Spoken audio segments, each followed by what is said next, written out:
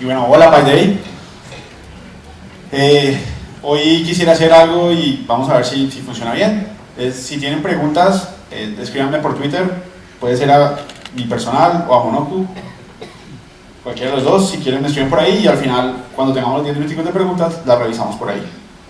Entonces, mi nombre es Julián Amaya, yo soy fundador y CEO de Monoku. Somos una empresa que trabaja hace un poquitico más de 10 años y unos días haciendo software acá en Colombia.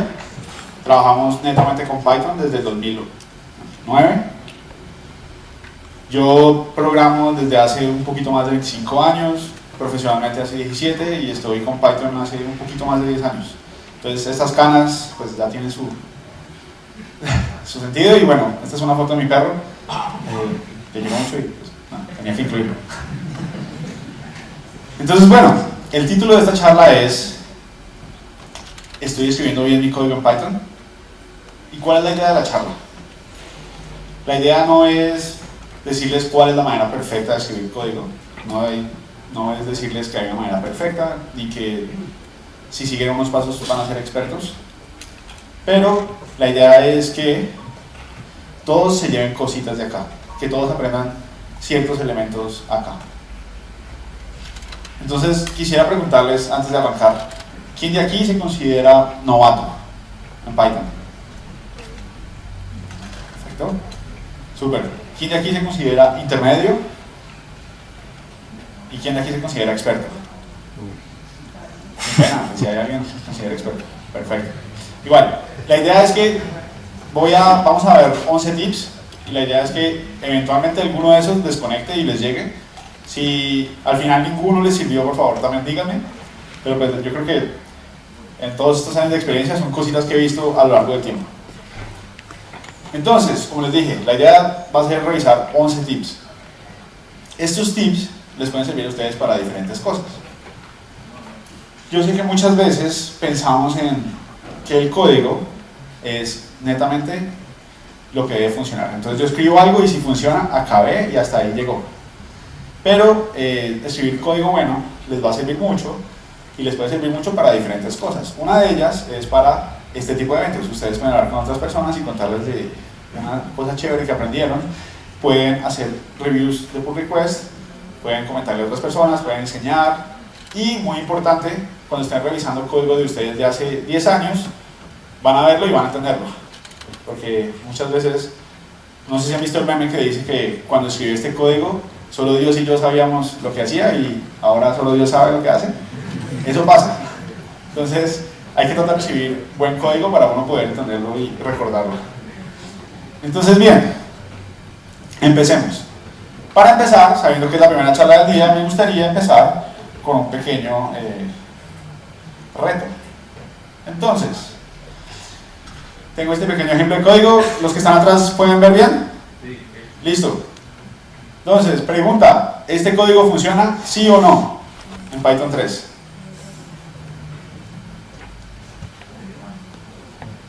Listo. Entonces, ¿por qué no funciona? Alguien que responda. Hay premio, sí. ¿No? ¿Nadie? Vamos a ver el premio. Es un pequeño Lego de Tiempo de Aventura, Adventure Time. ¿Nadie quiere? Por el cero que hay antes del 10. Por el cero que hay antes del 10. Muy bien, ¿por qué?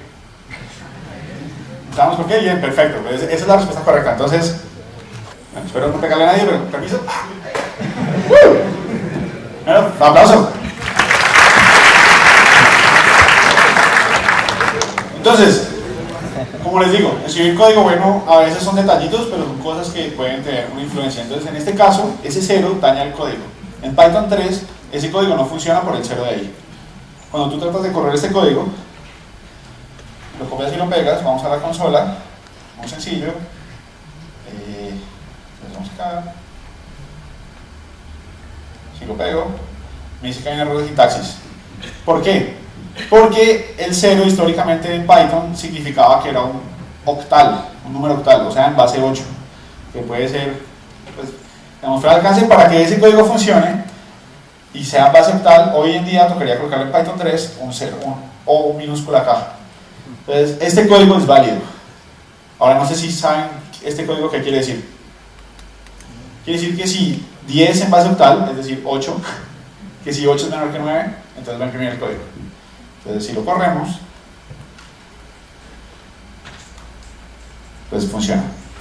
Pero entonces, pues, como ven, detallitos chiquitos que a veces uno no ve, que pueden cambiar todo el significado del código. Entonces, bien, ahora sí vamos con la charla. Y empecemos con el primer ejemplo. Entonces, el primer tip, no sé si todos lo conocen, me gustaría preguntarles, ¿saben cuál es el zen de Python? Por favor, levanten la mano. Listo. Entonces, Python tiene una filosofía y está escrita en el código y ustedes la pueden consultar cuando quieran. Para consultarla, lo único que hay que hacer es lo siguiente: importar esto. ¿Cómo importarse a sí mismo? Y Python te describe su filosofía. Aquí está en inglés, se las traigo en español, no la vamos a leer toda porque es larga, pero tiene ciertas cosas que me parecen interesantes. Entonces, Python es un lenguaje que fue diseñado con ciertas ideas en mente. Entre ellas, es importante que el código sea bonito, que sea bello, que sea explícito, que sea simple. La legibilidad es muy importante. Y si ustedes leen esto, van a entender un poquito de cuál fue la idea de los creadores del lenguaje cuando diseñaron el lenguaje. Y esto tiene implicaciones en el código que escribimos. La idea es tratar de seguir estas reglas para que nuestro código también funcione muy bien. Entonces, pues, ahí se los dejo. Cuando lo quieran leer, pues, solamente es importarlo y ahí pueden trabajarlo. Entonces, es como el primer mini tip. Ahora sí vamos con los primeros ejemplos. Entonces, primer ejemplo de acá. Entonces, este es el clásico. Tengo una lista y quiero recorrer esa lista y decir cuáles son los elementos de la lista. Entonces, ¿alguien me puede decir qué está mal en este código?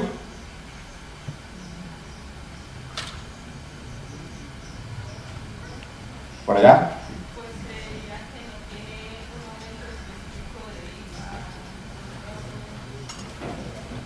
Creería que no tiene un aumento específico de i, no está muy claro cómo va a ir aumentando la variable. Aquí en este caso lo está haciendo en este pedacito, pero es cierto, de pronto, mira que no es claro, entonces ahí empezamos con problemas.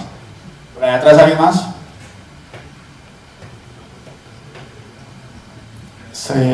Entra en un loop infinito.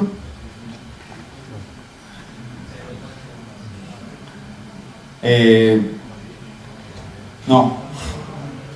Entonces, lo que está haciendo aquí, si quieren, revisamos el código muy brevemente, es lo siguiente. Tengo esta lista de números.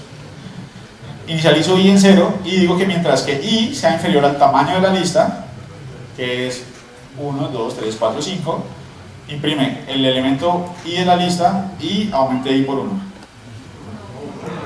¿Ah? Ah, bueno, tienen toda razón. Ese sí fue mi error y ahí ya, ok. Pasa. Esa es la intención. Doble error. Entonces, en este código, ¿cuál es el error? Pero de hecho, justo con mi punto va con lo que les voy a hacer. Entonces, el error es el siguiente y es muy sencillo. En Python, uno nunca debería iterar por índices.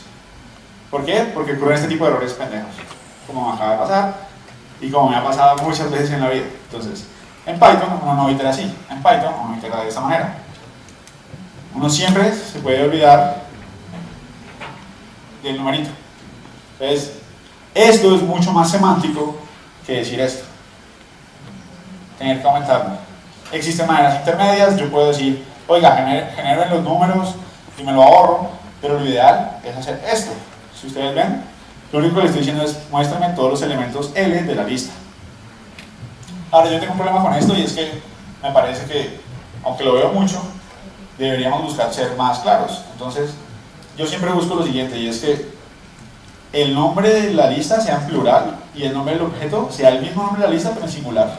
Y me parece que se vuelve súper clarito. Entonces, Para cada perro en perros, imprimo el perro. Y si ustedes leen eso y es inmediato lo que están tratando de hacer. Muy sencillo.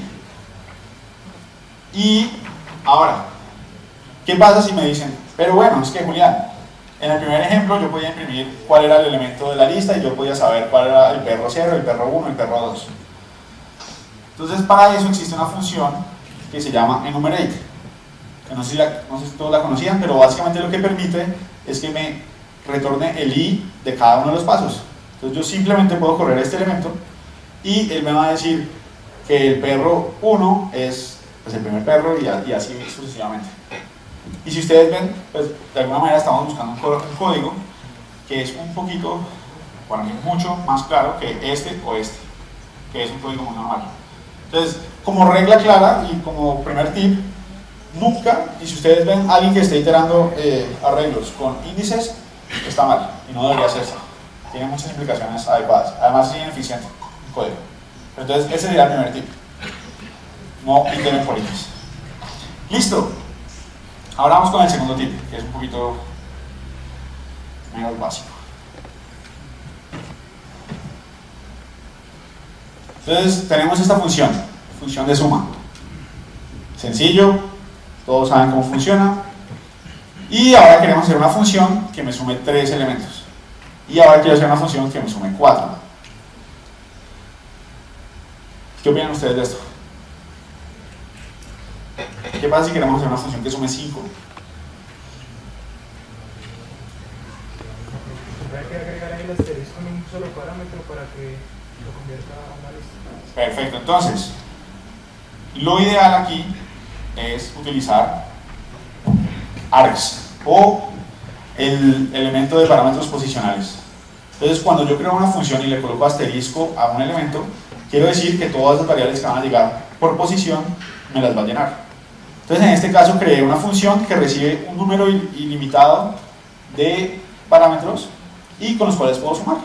Entonces, en este caso, pues simplemente recorro, esto me llega como una lista, yo puedo recorrerlos y al final me da la suma y le puedo mandar cuantos elementos quiera. Así está definida, por ejemplo, la función print. Por eso es que yo le puedo imprimir cuantas cosas quiera. Y él los recibe como parámetros dinámicos. En muchos lenguajes, y mucha gente que viene de otros lenguajes, digamos como Java, pues este tipo de cosas no son tan comunes y uno crea firmas diferentes para diferentes funciones con diferentes números de parámetros. En Python lo ideal es, cuando se quiere una función dinámica así, se utiliza args. Ahora, este caso funciona bien cuando son diferentes parámetros ilimitados.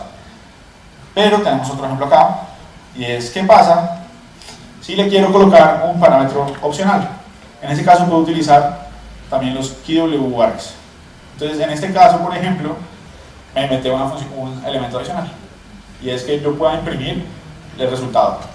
Entonces yo puedo decirle, mire, usted recibe cualquier cosa que yo le quiero pasar, posicionales o por keyword. Y aquí abajito, lo que recibo es un diccionario que yo puedo consultar. Entonces, acá en esta función de suma, pues, si yo le mandé esta variable, él la imprime. Entonces, con esto ustedes pueden hacer funciones muy dinámicas y que de alguna manera son muy extendibles. En muchos casos funcionan. Entonces, el segundo tip que les tendría hoy es que utilicen args y KWArgs cuando sean necesarios. Bien, ese era el segundo tip. Tercer tip, usa PEP8. Entonces, de aquí, ¿cuántos conocen PEP8? Muy bien, entonces vamos a poner una otra. Entonces, PEP8. Este es un código que saqué, como les dije, de hace por ahí unos 8 años y me dio un poco de vergüenza, pero lo estuve viendo y tiene algo, y es que no tiene aplicado PEP8. Entonces, para los que no saben qué es PEP8, empecemos por lo básico. PEP son una guía de extensiones de Python, Python Extension Proposals, que la gente hace, son unos documentos que la gente hace para mejorar Python y para que la comunidad use. PEP8 es la entrada 8 de esas guías, que propuso una guía de estilos para Python. Entre ellas, hay muchas cosas a mejorar en este código para seguir PEP8. Por ejemplo, aquí siempre dice que aquí debería haber 2 espacios.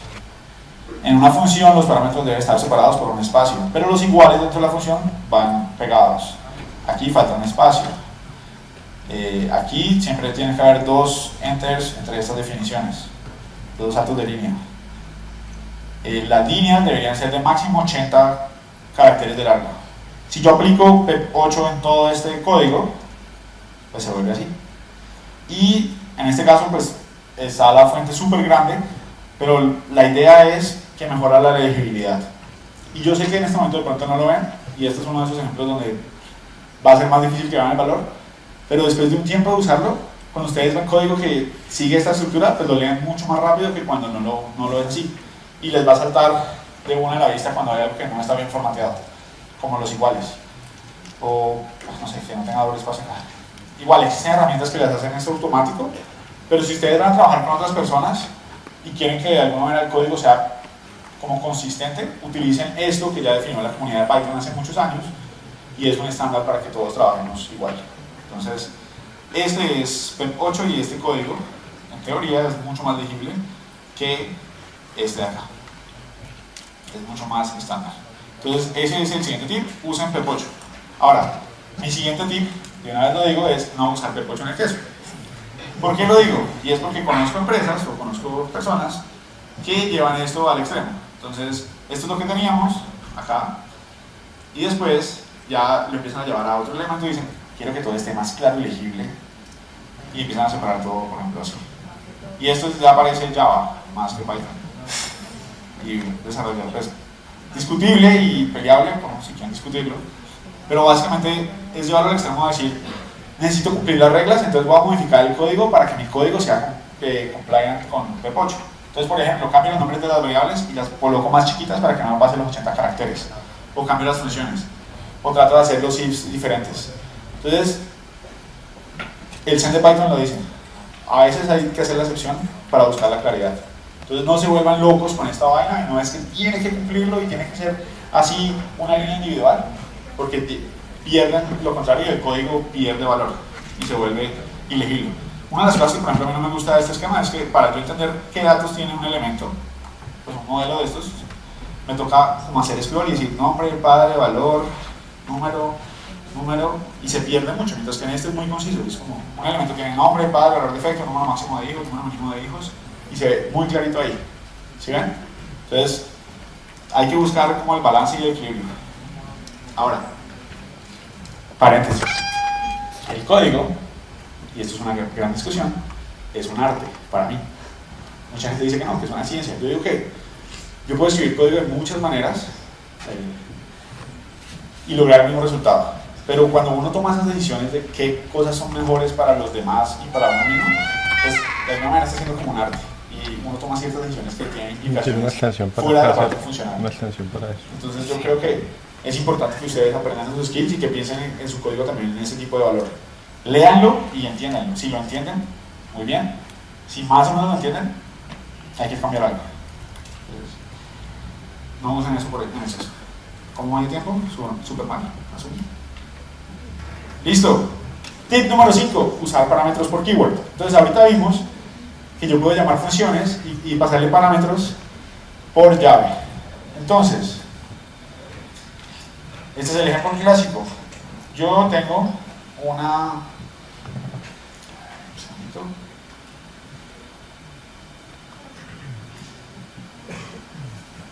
Ahí está. Listo. Tengo una función. Entonces, ¿qué hace esa función?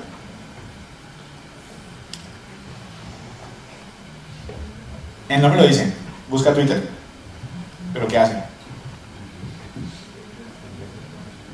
Imprime los tweets de su usuario. Ajá. No sé. Es un buen punto. Miren la diferencia tan pequeña entre hacer esto y hacer esto. ¿Sí ven? No cambiamos nada del código. Es el mismo código. Llamo las mismas variables, le paso los mismos valores, excepto para cambiar el string, pero es lo mismo, solo que cuando una persona lee este código de una, entiende qué está haciendo. Y muchas veces nosotros simplemente cogemos, miramos la función y le pasamos literalmente los valores. Pero esto es mucho más claro. Y tomarnos el tiempito para llenar estas variables puede ayudar a que alguien lea esto y dice, ah, listo, quiero buscar Twitter, quiero que no haya retweets, o quiero que sí haya retweets, que no haya menciones, y que solo traiga 10. Entonces, tip, utilicen los nombres de los parámetros cuando sea posible y tenga sentido. Ayuda demasiado a la legibilidad del código. Listo. Tip 6. Usar for else. Entonces, no sé si todos saben que en Python existe el else en un sentido que no es tan común. Entonces, digamos que es en 10 minutos. Ok. Un ejemplo muy sencillo. Todos conocemos el else en el if. Normal. Voy a buscar a Nemo, recorro todos los peces y si lo encuentro, coloco un flag que diga que lo encontré. Este código lo han escrito 80.000 veces para hacer 1000 cosas.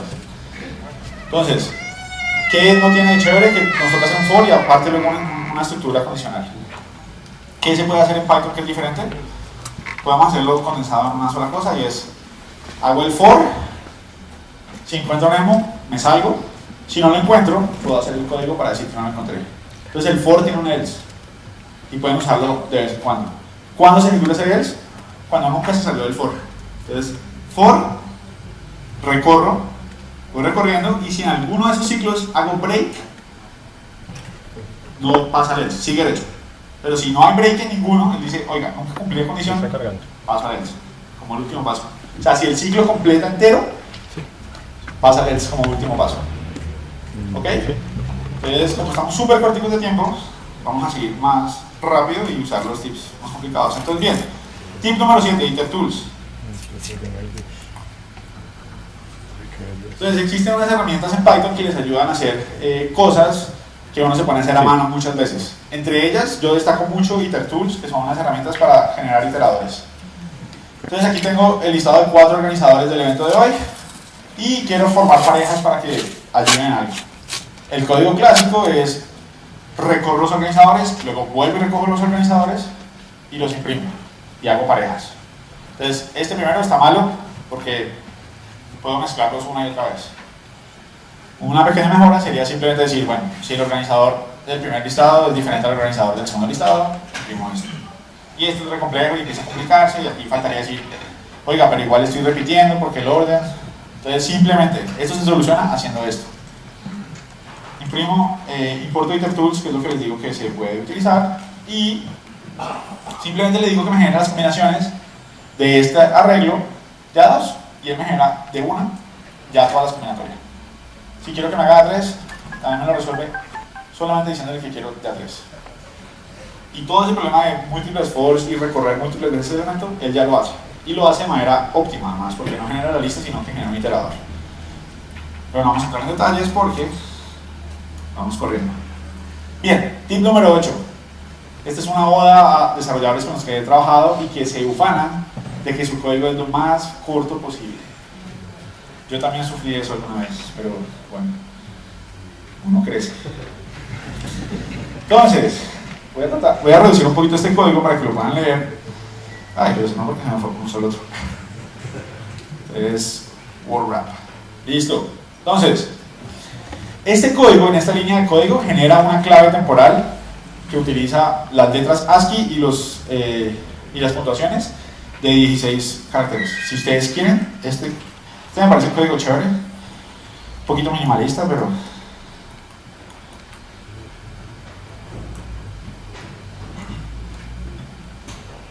es un generador de claves aleatorias. Y si ustedes ven, es algo chiquitico, una línea de código. Ahora, ¿qué me parece que está mal con este código y por qué creo que deberíamos mejorar? Es que es muy excesivo. Es que ustedes van a leer este código y uno se demora un ratito en entender qué está pasando. Básicamente lo que estoy diciendo es que, mire, voy a crear un string uniendo todos los caracteres que creé acá. Voy a utilizar el choice de random, voy a utilizar las letras y las puntuaciones y voy a crear un arreglo y voy a hacerlo todo en una sola línea. Entonces, si uno ya lo ha usado, uno más o menos puede entenderlo. Pero siempre que uno pase por este pedazo de código va a decir qué carajo es esto, qué hace esto, y cómo es que funciona y cómo lo modifico. Entonces es mucho mejor, si ustedes ven el mismo código, el mismo concepto, lo pueden volver algo más sencillo. Y simplemente dicen, mire, voy a tener un listado de caracteres para usar y voy a generar una nueva clave. Luego, para cada i de tamaño, pues voy agregándole un nuevo aleatorio de estos elementos. Y al final, pues simplemente lo convierto en string. Y si ustedes ven, es el mismo berraco código con la misma funcionalidad, solo que este está en una línea y este es mucho más claro.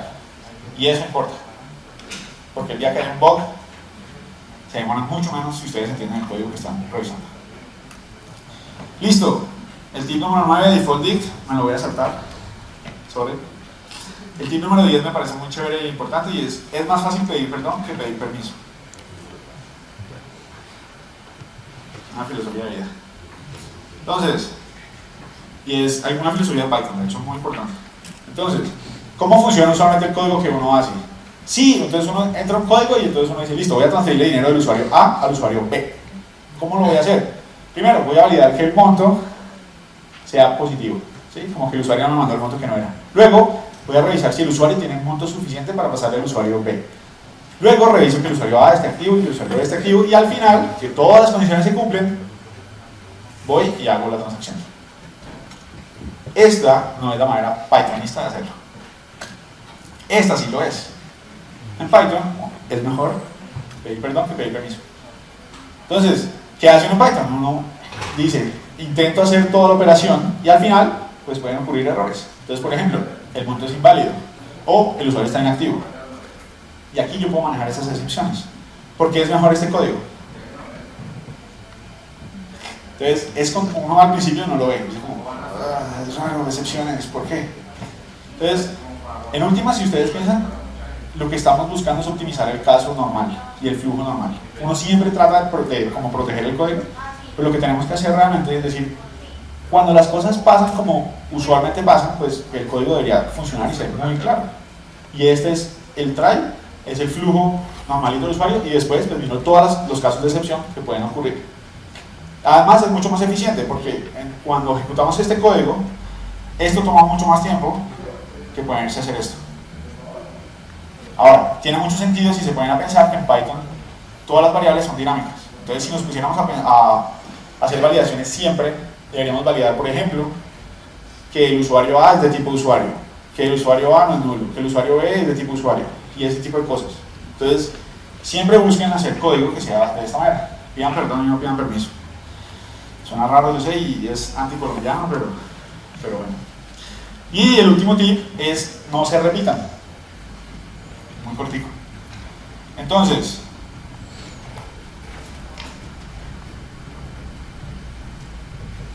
este ejemplo lo vi hace poquito con una practicante que teníamos. Entonces estábamos haciendo un ejercicio y yo dije, bueno, hagamos una suma, hagamos una multiplicación y miremos cómo imprimimos los elementos. Entonces creamos estas dos funciones, sencillas, ¿todos la entienden? Básicamente voy a sumar, imprimo suma, los valores y luego imprimo el resultado y el resultado. Claro, ¿sí? ¿Cuál es el problema de esto? ¿Qué pasa si quiero hacer división? ¿Qué pasa si quiero cambiar lo que imprimo? ¿Qué pasa si en vez de hacer print quiero mandar un archivo? Me toca ir acá, me toca cambiar elemento por elemento, me toca cambiar lo que se está haciendo, me toca hacer todo hasta este elemento. Entonces la idea es la siguiente. Siempre que ustedes encuentren código que está repetido en su código, tienen que cambiarlo y mejorar. Y hay que hacer un refactor. En este caso yo les traigo un simple ejemplo de algo que se puede hacer que me parece muy bonito, que se llaman decoradores. Los decoradores en Python son funciones que generan funciones. En este caso voy a generar una nueva función que sabe imprimirse a sí mismo. Y en este caso la función suma es sumamente bonita porque simplemente suma. Ya no tiene que preocuparse de imprimir. Pero yo la voy a decorar y le voy a decir, mire, esta función se va a imprimir. Entonces, cuando esta función se ejecute, va a ejecutar todo el código de lo adicional. Y aparte, yo puedo colocarle este decorador a otro código y va a poder hacer lo mismo que hacía yo. Si ustedes quieren, importamos esto y ven que no es mentira, que funciona. Vamos acá, importamos esto y ahora le digo suma de 1, 2. Ahí está. ¿Ven? Simplemente tuve que decorar y ya ese código está en un solo lugar y no tengo que preocuparme por estar modificándolo en 80 lugares cada vez que encuentro un error. Y bueno, esos son mis 11 tips. Pero antes me gustaría rifar el segundo elemento y les traje un Ramón de la Suerte con un regalito. Entonces, les tenía otro reto cortito, no sé si me van a echar del escenario. No. ¿Quién cree que sí funciona? Levante la mano. ¿Quién cree que no funciona? Listo. Entonces, solo hay manera de saberlo. Ya, entonces, ¿alguien lo corrió? Funciona. Listo, ¿por qué funciona? Porque 0.1 más 0.9 es 1. ¿No? Ahora, ¿este código funciona o no funciona?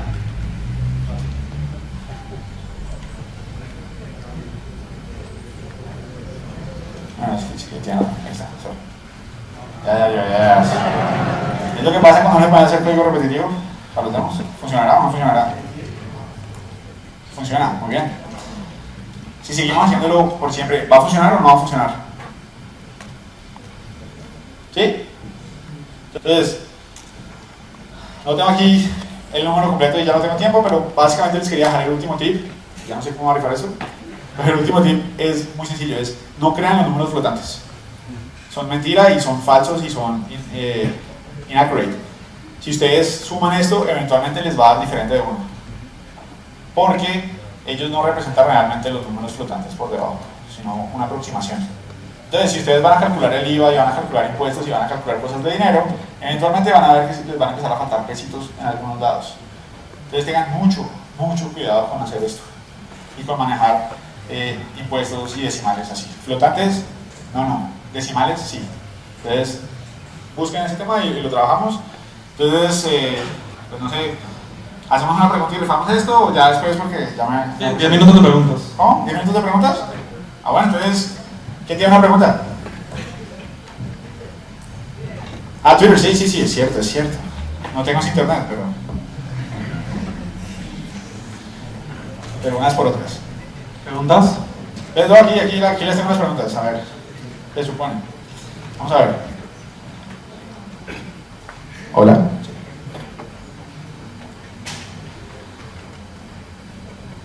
Pues nadie subió por Twitter, entonces alguien tiene preguntas. ¿Bien, nadie? Listo, entonces acá pues...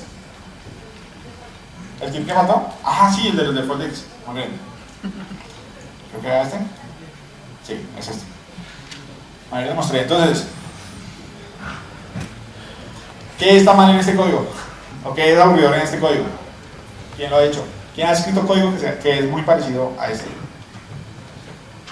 Una y otra vez. Después de muchos años uno se da cuenta que uno escribe el mismo código una y otra vez. Y una y otra vez. Entonces, ¿qué no está tan chévere ahí? ¿O qué parte es la más aburridora de este código?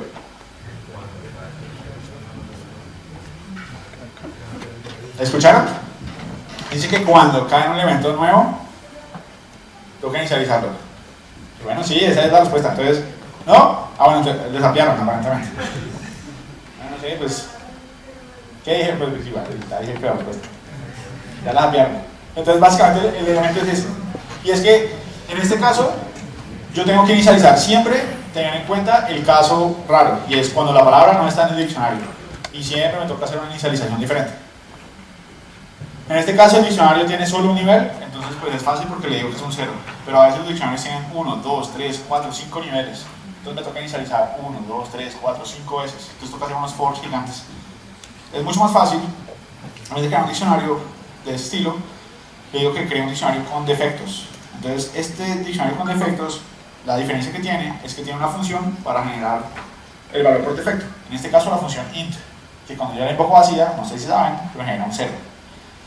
Entonces, cuando yo voy acá, este código funciona y este código lo que hace es que si voy a llamar el valor que no existe, lo genera con un 0 y así me ahorro la inicialización. Entonces viene la diferencia entre este y este. Es muy sencilla. Entonces, ¿sí ven? ¿Por qué aparece error? Porque esta función está duplicada y tengo un validador de código. Listo. Si le cambiara el nombre, ya dejaría salir el error. Después. Entonces, miren la diferencia, es esto acá. Esto me lo ahorro. Porque él ya sabe que por defecto, cuando algo no existe, es un 0. Y se ahorraron 2 líneas de código que parecen una bobada. Pero créanme que año tras año, mes tras mes, pues, las bobadas se van volviendo cosas más importantes. Pues nada, creo que les quería concluir muy brevemente, pues ya que nadie preguntó nada. algo que me parece muy importante. Que digamos, bueno, ¿hay una pregunta? Pues ya nos concluyo. Yo tengo una pregunta porque las empresas normalmente no utilizan Python, más bien Java. Pues no me queda muy claro el por qué. ¿Cómo respondo? ¿Cómo? No, pues yo creo que eso está cambiando. Yo le puedo decir que yo veo un cambio. Nosotros empezamos hace más de 10 años a trabajar con Python y antes nos veían como están dementes. Hoy en día hay muchas empresas trabajando con Python, muchas. ¿Qué pasa? Que todavía hay muchas que no están trabajando con Python y lo ven como algo raro, entonces lo ven como, ese lenguaje raro, pero yo creo que hoy en día sí hay un cambio y sí trabajan con Python. Y las que no, creo que es porque no lo han probado. Yo creo que una de las ventajas es que pues, es mucho más eficiente y uno escribe código más rápido y puede sacar soluciones más rápidas. Pues no sé si miedo o ignorancia sería la respuesta corta, pero sí. Una pregunta. Aprender a escribir código en Python de una manera como nos estás explicando, ¿requiere de práctica o es más la experiencia? Obviamente la experiencia viene llegada a la práctica, pero pues mi pregunta exacta es, si yo me siento y practico, ¿puedo llegar a un nivel de escritura, digámoslo así, medianamente buena? Sí. Entonces, yo creo que la mejor manera de mejorar es trabajar con otros. Porque cuando uno trabaja colaborativamente, de alguna manera te enfrentas a que tu código no sea solo tu código, sino un código grupal que otros deben leer y sufrir. Y pues entre más gente lo vea y tú digas, oiga, voy a hacer código que los demás disfruten, pues puede funcionar. Ahora, creo que la práctica no es solo escribirlo, sino leerlo y repensarlo. Entonces, muchas veces creo que lo que puede servir cuando uno trabaja en cosas por largo tiempo es volver a leer algo después de 6 meses y decir, oiga, hice esto así, ¿será que es la mejor manera? ¿Será que lo puedo escribir de otra manera? Y por ejemplo, a veces el ejercicio es lo mismo que hice acá, sentarme y escribir el mismo código de 3 veces diferentes. Entonces digo, bueno, esta vez no puedo usar for, entonces ¿cómo lo hago? Esta vez no puedo utilizar ifs, entonces ¿qué me invento? Entonces a veces esos retos pendejos le pueden a uno ayudar y a pensar, como qué puede ser mejor para los demás, cómo puedo generar algo diferente. Y pues colaborar. Creo que pues, estar acá también de alguna manera es mostrarles tips que he aprendido por los años y muchas veces ustedes me van a decir, oiga, eso que mostraste me parece chévere, pero yo tengo algo mejor. ¿Quién toma las fotos y dónde las suben? Buenos días. ¿Tienes conocimiento? Para responderle al compañero de Corea. Para grabar las fotos. Nosotros venimos de Indra Pero tú sabes dónde las suben. y las empresas usan bien Java y eso lenguaje actualmente por el cliente, más que todo. ¿Sí? Hay mucha web, hay muchos programas ya escritos en Java y es más barato a veces mantenerlo que migrarlo. ¿Sí? Y básicamente, bueno, francamente, más o menos por eso. Discutible, pero ok. Sí, totalmente. Pero bueno, la pregunta de nosotros es ¿con qué empezamos con Python? Aparte de las ganas y de un mundo de tutoriales en YouTube, en Udemy. Listo, esa es una gran pregunta. De hecho, yo les diría que el sitio web oficial de Python es genial y la documentación también. Es medio nerd, pero si se leen toda la documentación, aprenden mucho. Y yo a veces creo que uno cuando ya se la jura de experto, uno se olvida de muchas cosas. Entonces a veces leerse la documentación de Python, la oficial, es muy buena. Y de hecho ellos se han esforzado mucho por generar un buen tutorial. Entonces yo me iría a leer esa documentación y hacer ejercicios. Hay páginas que tienen retos, entonces hay una página que se llama como 100 retos de Python. Entonces tienen niveles de ají. Entre más picante, más difícil. Se pueden hacer eso. Entonces, ¿cómo escribir Fibonacci? Entonces, uno se puede hacerlo y hacer los ejercicios y pues aprende. Entonces, ¿cómo escribir código recursivo? ¿Cómo hacer código dinámico? ¿Cómo hacer decoradores, por ejemplo? ¿Cómo hacer decoradores con doble nivel de introspección? O sea, hay un resto de cosas que se pueden hacer. Últimas 2 preguntas. ¿Listo? Bueno, yo tengo una pregunta en cuanto a, digamos que cuando uno escribe un código, cuando uno lo hace de una forma muy pythónica, digamos que puede ser muy legible, pero no siempre, digamos que da un buen performance.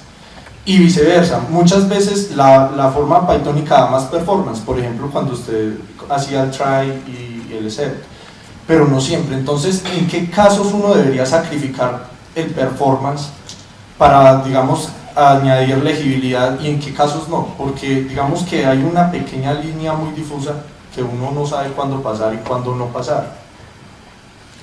La línea no está difusa, y es una buena pregunta, porque esa es como una de las preguntas que uno se hace, como ¿cuándo lo hago bien o cuándo lo trato de hacer súper eficiente?